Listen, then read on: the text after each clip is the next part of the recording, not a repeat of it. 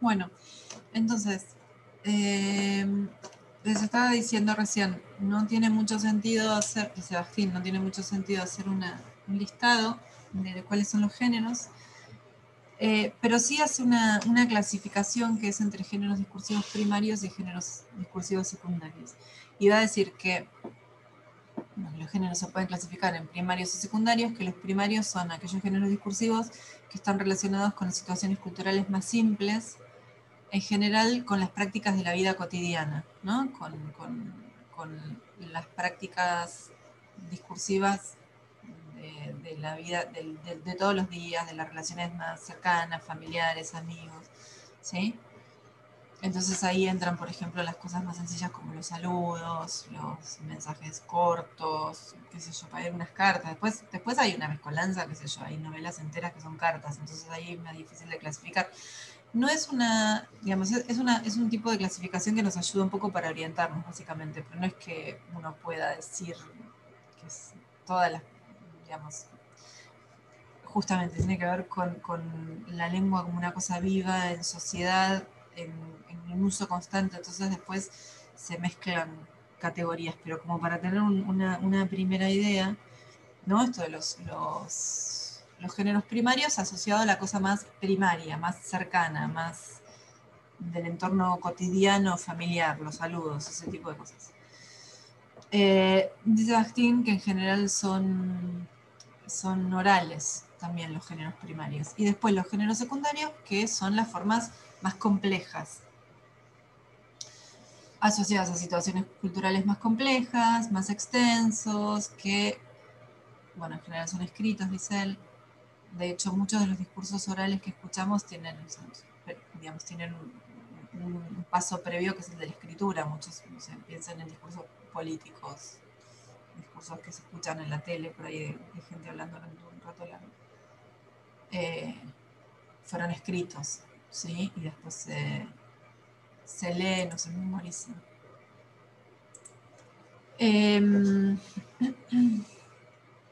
Bueno, siguiendo en esta línea de lo que les decía antes, de nada de lo que decimos ni de lo que hacemos cuando abrimos la boca para decir algo está librado al azar. Bastín dice, son mucho más rígidos, mucho más, sí, rígidos los géneros primarios que los secundarios. Tenemos muchas menos posibilidades de creatividad con los géneros primarios que los géneros. ¿Qué tanto podemos innovar en un saludo? ¿Qué? Es más, tipo, si yo digo, hola, ¿qué tal? ¿Cómo andan? Y alguien me contesta mal, yo, bueno, no sé qué le pasa, ¿sí? Esto de nuevo, puede ser que la otra persona esté mal, pero bueno, no espero que nadie me diga mal. Pero también pasa lo contrario. Hola, ¿qué tal, chicos? ¿Cómo están? ¡Ay, súper bien, profe! ¿Qué te pasó? O sea, nos generaría la misma sorpresa, ¿sí? Porque no esperamos que alguien nos diga, súper, de lo más bien. ¿Qué te pasa? O sea, buenísimo que la gente esté bien. Pero cuando nosotros preguntamos cómo están, hasta el bien. Muy bien, ya que alguien sea súper efusivo, nos parecería extraño, ¿no?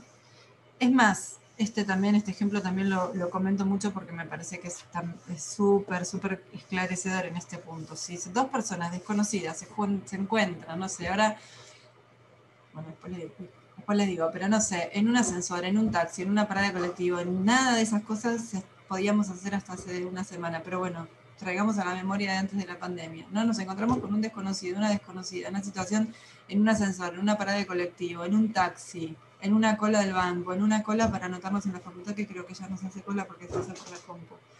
¿De qué hablamos con esa persona desconocida? ¿Cuál es el tema del que vamos a hablar? O sea, de nuevo, fíjense, viene el extraterrestre, nos escucha esta conversación y yo le digo, che, te encontrás con alguien en, no sé, en la parada del 37, una persona desconocida, ¿de qué hablas? Yo ya sé que voy a hablar del clima, el extraterrestre diría, pero ¿qué pasa? ¿Por qué sabes de qué vas a hablar? Género discursivo, es un género, conversación entre desconocidos en un lugar en donde sí o sí vamos a hablar, porque además hay una cuestión inherente al ser humano que cuando estamos con otra persona en un lugar así, necesitamos chequear a ver si funciona. Uno de los chicos de la comisión anterior me decía, yo me pongo con el teléfono. Y es genial, porque yo hago lo mismo, incluso muchas veces actúo, que estoy mandando mensajes, no estoy mandando mensajes ni nada, pero me pongo en el teléfono porque no me gustan esas conversaciones, la verdad es que no me gustan, pero suceden, y yo creo que además es un rasgo de edad también. Suceden porque hay una necesidad de saber que el canal está funcionando. Ahora, ¿de qué voy a hablar con un desconocido, con una desconocida? Que voy a ver 5 minutos y después no voy a ver nunca más en mi vida. ¿De qué puedo hablar con esa persona? Y tienen que ser temas compartidos. No le puedo contar la historia de mi vida, ni espero que me cuente la de su vida, ¿sí? O sea, hay gente, bueno, después pasan las sorpresas, una gente encontrás con un desconocido, te cuenta la historia de su vida, dice, qué pesado, qué necesidad de hablar, o sea, algo nos hace ruido. ¿Por qué? Porque hay una violación a la restricción de género exclusivo estamos hablando, ¿no? Porque dos desconocidos tienen que hablar de temas generales. Bueno, yo hubiera contestado lo mismo, el clima, porque es un clásico. Hoy puntualmente creo que si estamos haciendo cola en algún lugar para no sé qué, hablaríamos del COVID, ¿no? Tiene que ser un tema como algo que esté como de agenda, ¿no? Lo que esté siendo el tema social en el momento es en el que esto sucede. Entonces va a ser el COVID, va a ser el clima, va a ser el mundial, va a ser lo que sea que en este momento se hable de eso, ¿sí? El precio del dólar. Bueno, también esto dentro de lo que Bakhtin clasificaría como género primario. Entonces, de nuevo con esto, de nuevo como ir discutiendo con Saussure y hasta desde una perspectiva, y por eso te decía antes, Lourdes, no son tonterías. En realidad, a lo que están llegando estos autores, después, por ahí seguramente se los puede discutir desde otro lugar, nosotros nos vamos a quedar acá. Pero a lo que están llegando estos autores es a decirte, che, vos pensás que cuando abrís la boca para decir algo, decís lo que querés, como querés, cuando querés, porque se te ocupa, y que sos súper creativo o súper creativa cuando estás hablando. O sea, no solo que estás hablando con la voz de otros, porque traes a tu enunciado las voces de todo lo que escuchaste y de lo que no escuchaste, pero que también tenés, ¿sí? Porque se viene transmitiendo. Y además, dentro de estas cajitas, que incluso hasta las demás cotidianas, que vos decís, ¿quién me va a decir qué tengo que decir yo cuando me encuentro con el encargado y lo saludo? Hasta eso, yo sé cómo vas a saludar vos a la persona que te cruces cuando salís a la calle. Es un poco escalofriante, a mí me parece un poco escalofriante, pero bueno. Lo que sí, escalofriante o no, evidentemente Saussure esto no lo vio, no le interesaba, no lo quiso, pero fíjense cómo no era tan caótico el tema del habla. Y después los géneros secundarios, sí, admiten un poco más de creatividad, por ahí sobre todo por la parte del estilo. Con los géneros secundarios lo que estamos diciendo, bueno, es lo mismo, todos comparten características similares en el tema, comparten características similares en la estructura y comparten características similares en el estilo. El estilo por ahí en algunos de los géneros secundarios es más libre. Un cuento, todos los cuentos son iguales, ¿sí? ¿Qué característica tiene que tener el tema de un cuento para que sea un cuento, por ejemplo, en una noticia que voy a leer en un diario? ¿Cómo es el tema de un cuento? Y normalmente se estructura en 3 actos un cuento. Bueno, yo no lo llamaría 3 actos, porque eso es más del teatro, Lautaro. Y fíjate que te estoy preguntando por el tema, no por la estructura. Cuando vos me hablas de esos 3 momentos, me imagino que te referís ¿a qué? De los cuentos. ¿Cómo se estructuran los cuentos? Y introducción, nudo y desenlace. Uh-huh. Bien, esa es la estructura. Entonces, todos los cuentos, cualquier cuento, va a tener una introducción, un clímax, ¿no? Sí. Algo que se tiene que resolver y la resolución. Esa es la estructura. Pero el tema, Bueno, por ejemplo, en el tema de los, si no me equivoco, el tema de los cuentos infantiles más tradicionales eran con el fin de retratar el mundo para que los niños lo interpreten de una forma simple. bueno, no sé si estoy muy de acuerdo con eso que estás diciendo porque hay mucho escrito sobre los cuentos infantiles, pero de todas formas, el punto es, en cuanto a la temática de los cuentos, básicamente que tiene que ser ficción y ahí sí vemos que todos los cuentos Mm, infantiles cumplen con eso. Digamos, los temas pueden ser un montón. Y en realidad, después nos damos cuenta de que tampoco son un montón los temas, ¿no? En realidad son 2 o 3 temas que después depende un poco de la habilidad del escritor para contarlo y que nos termine gustando, ¿no? Pero en realidad todas las historias de amor son Romeo y Julieta, contados de una manera o de otra. Digamos, los tópicos no son muchos, también son bastante pocos, pero bueno, digamos, puede haber como más diversidad temática, pero tienen un rasgo en común que es que tiene que ser ficción, porque si no, no es un cuento, ¿sí? Entonces, el rasgo común de la temática es que va a ser ficción. El rasgo común de la estructura es que va a tener una introducción, bueno, va a ser breve además, ¿no? Por ahí esa es la diferencia entre cuento y novela, va a ser bastante breve, con una situación a resolver y una resolución. Y bueno, y después viene el estilo, y ahí el estilo es donde sí, por ahí el escritor puede intervenir un poquito más de lo personal, y entonces después va a estar yo escribiendo cuentos y Cortázar es Cortázar y yo no, ¿sí? Pero a la hora de categorizar, o mejor dicho, clasificar como géneros, mis cuentos son igual que los cuentos de Cortázar, en tanto género discursivo, ¿sí? Porque comparten características de tema, de estructura y de estilo. Y es tan importante la categoría de géneros, bueno, en los géneros cotidianos, en los géneros primarios, porque si nos corremos un poquito, tenemos estas situaciones de hasta que, digamos, que si yo en una parada de colectivo me pongo a hablar con un desconocido o una desconocida, le cuento la historia de mi vida, hasta puedo tener una situación, qué sé yo, rara con esa persona. No nos podemos correr ni un cachito de los géneros. Y en los géneros secundarios, por ejemplo en la literatura, que es por ahí donde más se puede observar la creatividad, muchas veces la creatividad dentro del género tiene que ver con ir en contra digamos, romper con esas estructuras. Y cuando uno rompe con las estructuras, por más que las esté rompiendo, para romperlas las tenés que reconocer, las tenés que conocer, ¿sí? Qué sé yo, volviendo a Cortázar. Cuando Cortázar escribe no sé, relatos como instrucciones para darle cuerdas a un reloj, es un cuento, es que es, digamos, nos cuesta un montón clasificarlo, pero ¿por qué? Porque rompe con estas reglas de lo que tiene que ser un cuento, pero insisto, romper las reglas es reconocerlas, al romperlas las estás reconociendo. ¿Mm? Bien, otra de las cosas que dice Bakhtin es que los géneros secundarios absorben a los primarios, ¿sí? Esto de que los géneros primarios son como de la vida cotidiana, un saludo, por ejemplo, ¿no? Y los géneros secundarios absorben esos géneros primarios, y cuando los absorben, dice algo que no nos vamos a meter mucho con eso porque no quiero liarlos, pero el punto es para que se entienda cómo es esta cosa de la relación directa entre el género o entre el enunciado y la realidad que lo rodea, ¿sí? Cuando yo salgo y saludo al encargado y le digo, o no lo saludo, ¿sí?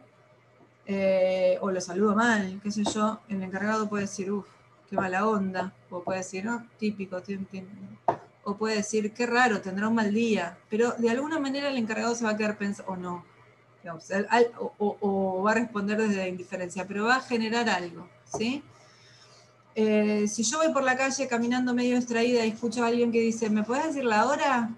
Me doy vuelta, y si me está hablando a mí le contesto, y si veo que le está hablando a otra persona, paso de largo, pero me doy vuelta ya con la intención de decirle la hora, ¿no?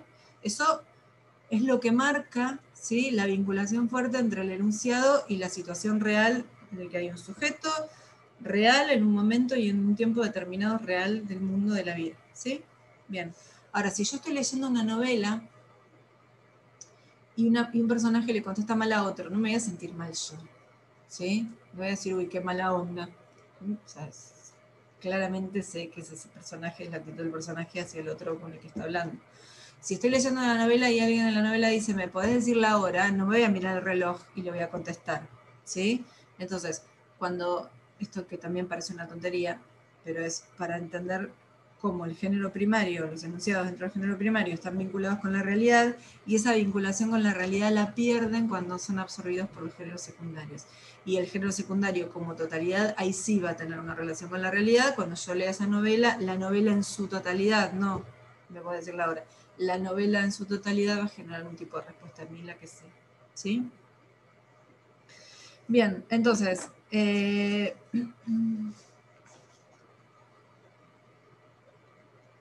bueno, sobre género, esto lo quería mostrar, todo esto que estoy diciendo ahora sobre géneros discursivos está en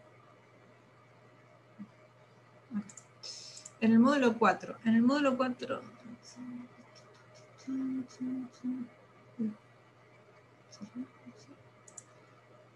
Bueno, no sé. En el módulo 4 tienen este texto, que es el texto más extraído del original, del capítulo del libro de Estética de la Creación Verbal. Y después, también en el módulo 4, no sé si es el artículo anterior o el siguiente, lo van a ver ustedes. No sé si es este. Seguramente habrá una forma más... Acá está.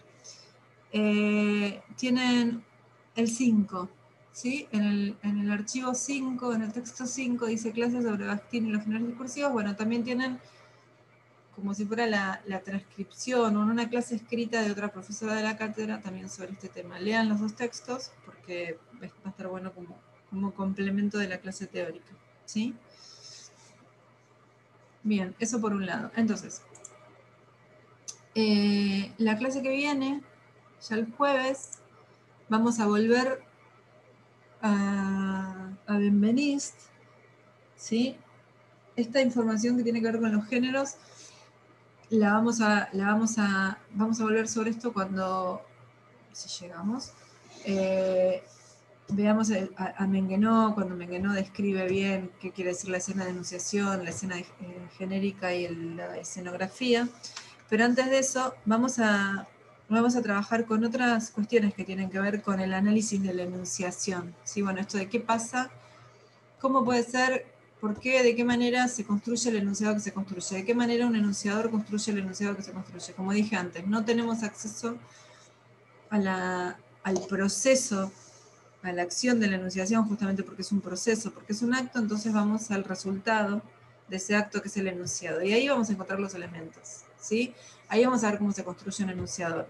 Vamos a ver cómo un enunciador se construye desde la absoluta subjetividad, presentándose en primera persona y presentando explícitamente lo que piensa, lo que cree, lo que siente. Y vamos a ver también cómo algunos intentan esconder la subjetividad, ¿sí? Por los motivos que sean. Vamos a ver de qué manera incluso desde el enunciado podemos ver qué relación tiene el enunciador con el enunciatario, ¿sí? Y esto es re importante. Desde el enunciado podemos ver la relación que tiene el enunciador con el mundo al que está haciendo referencia, ¿sí? Muchas veces no se lo plantea de manera explícita, entonces ahí vamos a tener como que escarbar un poquito para llegar a verlo. Muchas veces vamos a ver también, la tarea que nos queda realizar de ahora en adelante es bien de análisis. Vamos a ver que leemos una cosa y nos quedamos con una idea y decimos, mira lo que dice, y lo leemos de nuevo y leemos concentrándonos en determinadas cosas y decimos, ay Dios, está diciendo exactamente lo contrario de lo que yo creí que decía cuando lo leí la primera vez, ¿no? Esta cosa de cómo puede decir una cosa y estar queriendo decir otra, ¿no? Bueno, todas estas son estrategias discursivas. En los géneros primarios yo creo en la inocencia absoluta, creo que sí. En los géneros secundarios no. No hay nada librado al azar. No hay nada librado al azar en un discurso político, no hay nada librado al azar en un discurso periodístico en la tele, no hay nada librado al azar en una publicidad. Nada. Hasta la cosa que nos pueda parecer la más simpático y como un guiño y más espontánea, nada de eso, todo eso es construido y eso es lo genial, que muchas veces pensamos que nos entran, recaemos en la trampa. Pero ya vamos a dejar de ser inocentes porque estamos cursando semiología.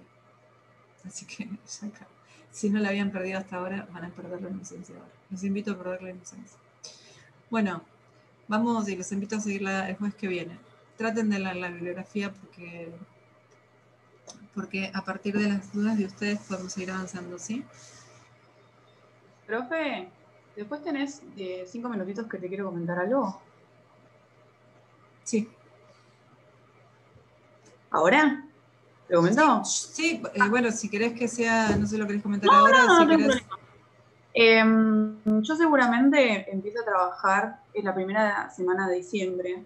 Entonces yo quería saber, como sé que se va a unir también con el tema de el final, Los finales van a ser en cómo febrero, terminan las clases y qué No, sé los yo. finales, ojo Quería que los saber. finales son en febrero.